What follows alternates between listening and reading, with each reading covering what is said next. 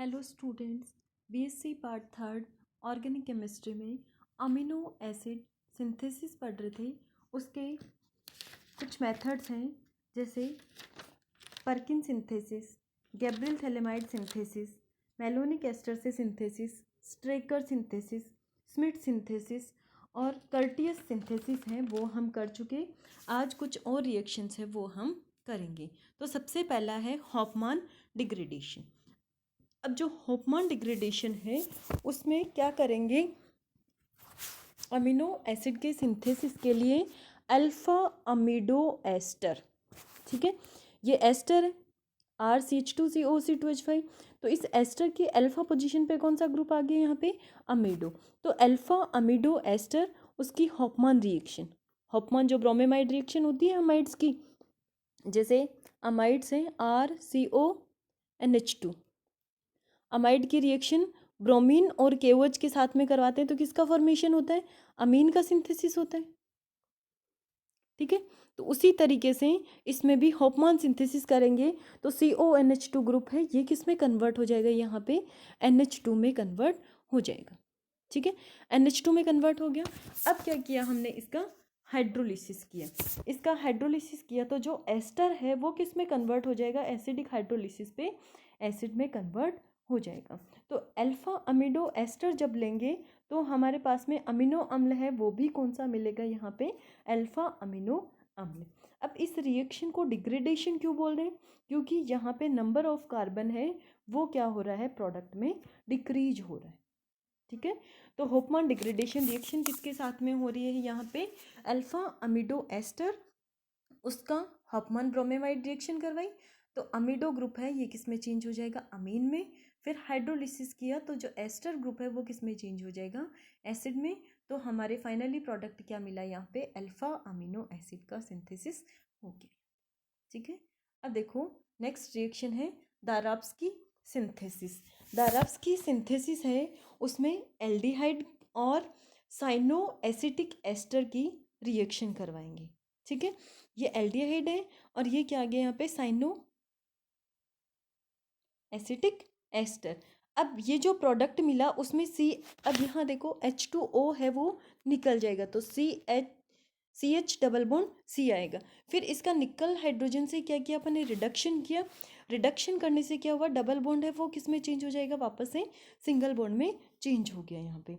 अब इसकी रिएक्शन है वो किसके साथ में की, हाइड्रोजन के साथ में और HNO3 के साथ में। तो हाइड्रोजन और HNO3 के साथ में रिएक्शन हुआ तो यहाँ पे एजाइड का फॉर्मेशन, ठीक है।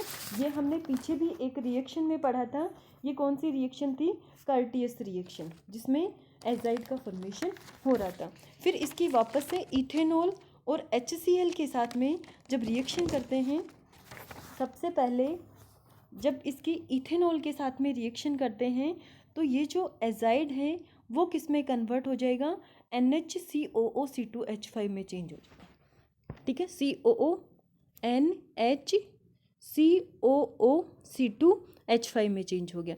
फिर इसका हाइड्रोलिसिस किया तो ये यहाँ से हट गया और क्या मिल जाएगा अपन को, NH2 मिल जाएगा, ठीक है। तो दाराब्स्की सिंथेसिस में क्या किया, एल्डिहाइड की reaction alpha cyano acetic ester के साथ में करवाई। फिर जो प्रोडक्ट मिला अपन को उसका रिडक्शन करवाना है तो डबल बॉन्ड सिंगल बॉन्ड में चेंज हो गया। फिर बीच में आई कर्टियस रिएक्शन, तो हाइड्रोजन और HNO3 के साथ में रिएक्शन तो एजाइड का फॉर्मेशन हुआ। और इस एजाइड की रिएक्शन जब इथेनॉल से करेंगे तो NHCOOC2H5 मिलेगा। फिर इसकी HCl के साथ में करेंगे तो ये यहाँ से हट जाएगा और NH2 ग्रुप है वो रह जाएगा, ठीक है। अब नेक्स्ट देखो कूप सिंथेसिस।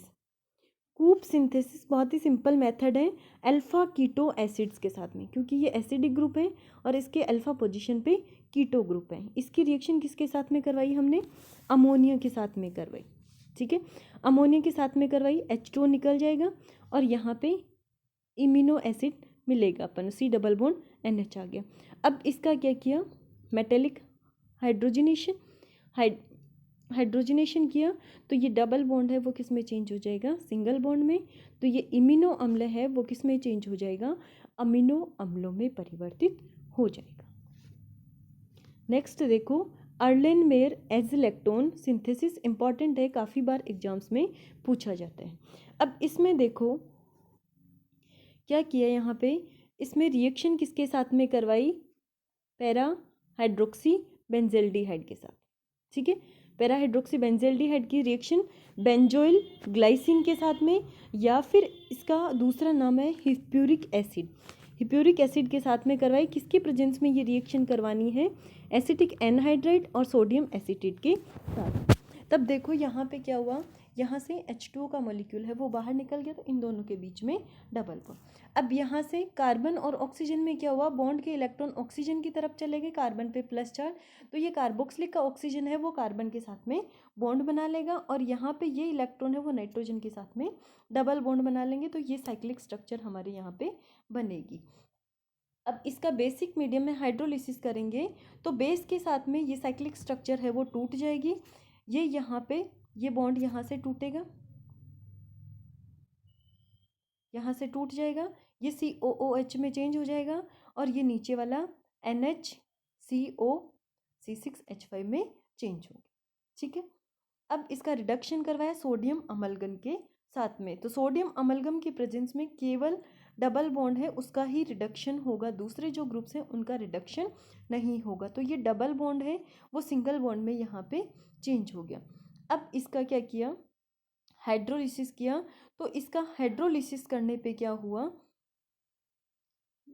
इसका हाइड्रोलिसिस किया तो यहाँ पे ये COC6H5 है ये यहाँ से अलग हो जाएगा, और यहाँ पे क्या रह जाएगा, CH2 ग्रुप है वही रह जाएगा।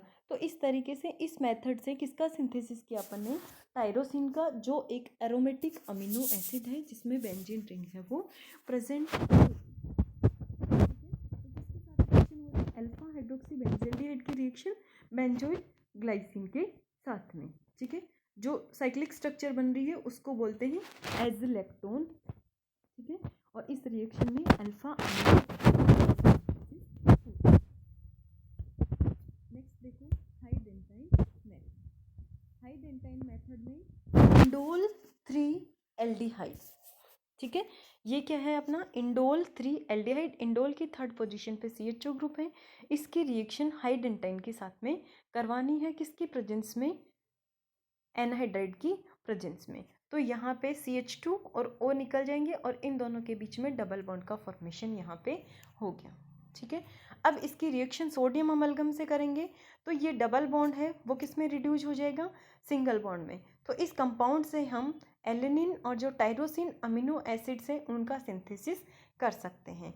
और यदि इसका हाइड्रोलिसिस एसिडिक मीडियम में किया, HCl के साथ में इसका रिडक्शन किया, तो कौन सा अमीनो एसिड हमें मिलेगा, ट्रिप्टोफेन, जिसमें इंडोल रिंग भी प्रेजेंट होती है। क्या होगा यहाँ पे, CH2 CH NH2 यहाँ हो गया, यहाँ पे ये बॉन्ड यहाँ से ब्रेक हो जाएगा, ठीक है। और ये वाला ये दोनों तो अलग हो जाएंगे यहाँ पे, और यहाँ से अमोनिया रिलीज हो गई, यहाँ से CO2 रिलीज हो गया, ये वाला ग्रुप है अमीन में चेंज हो जाएगा, NH2 में चेंज हो गया, और ये वाला ग्रुप है वो COOH में चेंज हो जाएगा। तो इस तरीके से हाइडेंटाइन है उसकी रिएक्शन ही इंडोल 3 एल्डिहाइड के साथ में करा के किसका सिंथेसिस किया जा सकता है, यहाँ पे ट्रिप्टोफेन का सिंथेसिस कर सकते हैं, जो कि indole containing aromatic amino acid है, एरोमेटिक यानी जिनमें एरोमेटिक रिंग है वो प्रेजेंट होती है। नेक्स्ट देखो इसी रिएक्शन का एक मॉडिफिकेशन किया था बुकरर ने, तो इसको बुकरर हाइडेंटाइन मेथड भी बोलते हैं। तो इन्होंने क्या किया, हाइडेंटाइन है उसकी जगह पे इन्होंने 5 सब्सटीट्यूटेड हाइडेंटाइन है वो यूज में लिया था। तो यहाँ पे सब्सटीट्यूएंट यहाँ पे देखो ये प्रेजेंट है, यहाँ पे CH है, यहाँ पे R भी ले सकते हैं, ठीक है। तो CH में यहाँ R ले लिया यहाँ पे, फिर इसका जब हाइड्रोलिसिस करेंगे, हाइड्रोलिसिस किया तो CH ये R CH NH2 और ये COOH में कन्वर्ट हो जाएंगे, और ये अल्फा अमीनो एसिड है वो हमें मिल जाएंगे। इसे कई तरीके के अमीनो एसिड्स का सिंथेसिस कर सकते हैं। अब मिथियोनिन, मिथियोनिन यानी ये तो सल्फर कंटेनिंग अमीनो एसिड है, इसका सिंथेसिस भी इस मेथड से कर सकते हैं।